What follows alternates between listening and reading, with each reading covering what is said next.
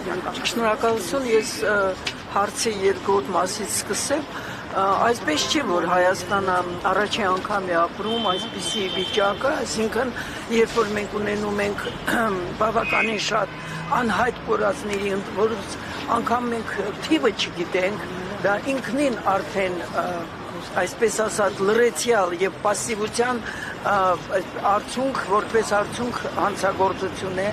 իսկ երկրորդը հայտնի արդեն դարձած ովքեր որ գտնվում են անազատության մեջ։ Եթե մենք վերցնում ենք թե այս ակտիվությունը եւ որը ես ողջունում եմ, պետք է հստակեցնեմ, ես ունեմ հիմնավոր կասկած, որ ոչ միայն չի անում Հայաստանի Հանրապետության կառավարությունը իր պարտականությունները չի կատարում, այլև խոչընդոտում է այդ տվյալ դեպքում այդ օրինակը, որ հանդիպումը տեղի չի ունեցել, դա հստակ Հայաստանի Հանրապետության կառավարության մեղքն է։ Ելի եմ ասում, դա այդպիսի խոչընդոտումը միայն նշանակում է մի բան, որ Հայաստանի Հանրապետության կառավարությունը, կրկնում եմ, ոչ միայն չի անում իր պարտականությունները չի կատարում, այլև խոչընդոտում է այս ծնողների գործնեությանը։ Խնդրեմ, նայեք, ուրեմն ես սկսեմ ոչ տիպային, բոլորը սկզբից խոսում են քաղաքական, ռազմաքաղաքական ղեկավարության մասին, որոնց հայտնվելը ընդհանրապես մշուշու ներքո է, թե ինչպես նրանք հայտնվեցին անազատության մեջ, ես կսկսեմ խոսել այդ բենզալցակայանի պայթյունից հետո, մինչ այսօր, եթե չեմ սխալվում, 22 անհետ կորած, այսպես ասած, մարդկանց մասին։ Տեսեք, հայտնի է, դարեր շարունակ զբաղվում են երկու անհայտ կորածներով, չի լինում, որ մարդ անհետ չլինի։ Եվ դրա համար գոյություն ունի ՄԱԿ-ի կոմիտե, որը այդպես էլ կոչվում է բռնի անհետացած անձանց իրավունքների պաշտպանության կոմիտե։ Ես հստակ գիտեմ, որ այդ կոմիտեին Հայաստանի Հանրապետության կառավարությունը չի դիմել։ Եթե ուզում եք մեկ օրինակ, կարելի է դա շարունակել, բայց ես ասեցի դա հստակ, որովհետև չի լինում այդպիսի բան, որ 22 հոգի հոտս ծտել, չկա այդպիսի բան, դա նշանակում է, որ Հայաստանի Հանրապետության կառավարությունը անգամ չի դիմում այն միջազգային այն մարմիններին, որոնք որ կարող են այդ հարցում գոնե ինչ-որ մի բան անել։ Մյուսը որն է, մյուսը նա է, որ այդպես հայտնի բան է, անհայտ կորածների ծնողները ունեն իրավունք իրազեկված լինել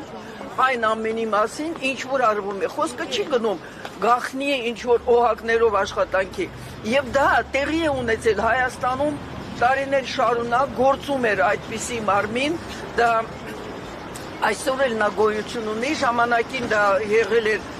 ղեկավարը եղել է պաշտպանության նախարարը, այսօր ԱԸՑ-ի նախարարն է։ Հիմա ես գիտեմ, որ մի անգամ է թե ինչ է ընդունել են ծնողներին, դա բավարար չէ։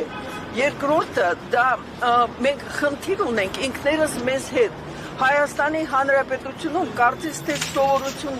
սովորել են, ժողովուրդը սովորել է, որ կարելի է խոսել խաղաղության մասին, մինչև անգամ անմիտ ինչ-որ գրառումներ կան սոցցանցերում, չբարձրացնելով միակ հստակ հարցը, բա եթե այդքան բարեկամական գրեթե հարաբերություններ են, երբ եւ որտեղ է հնչեցվել անհայտ կորածների կամ անազատության մեջ գտնվող, պետք է ասեմ, այնտեղ ընդամենը 2 զինկերի են այդ 23 հոգուց, մնացածները պատանտ են կամ քաղաքական կալանավորներ, այսինքն մենք հստակեցնենք, որ հայտնի Ռոբերտ Ամստերդամը ասել է մի քանի խողովակներ, որով որ պետությունը կարող է եւ հստակեցրել է, որ այդ խողովակները չեն օգտագործվում։ Ես իհարկե շատ վատ եմ ընդունում, որ հայկինը դիմում է Մեհրիբան Ալիևային, բայց մենք էլ պետք է հասկանանք, դա այն անճարության վիճակն է, որտեղ որ ինքը իր ամուսնու վերադարձը կյանքը գտնում եմ, որ շատ ավելի բարձր է, քան լռության մատնված, լռությամբ ընդունած այս Հայաստանի Հանրապետության կառավարության այդ դիրքորոշումը։ Եվ հստակեցնեմ, մարդու իրավունքների պաշտպանությունը չի ճանաչում որևէ քաղաքական կամ աշխարհաքաղաքական պատճառաբանություն։ Երկիրը պարտավոր է եւ կրկնում եմ, մենք անցել ենք այդ ճանապարհը տարիներ շարունակ։ Ես կարող եմ հիշեցնել միջև անգամ, որ ընդդեմ իրավական կամայականության հասարակական կազմակերպների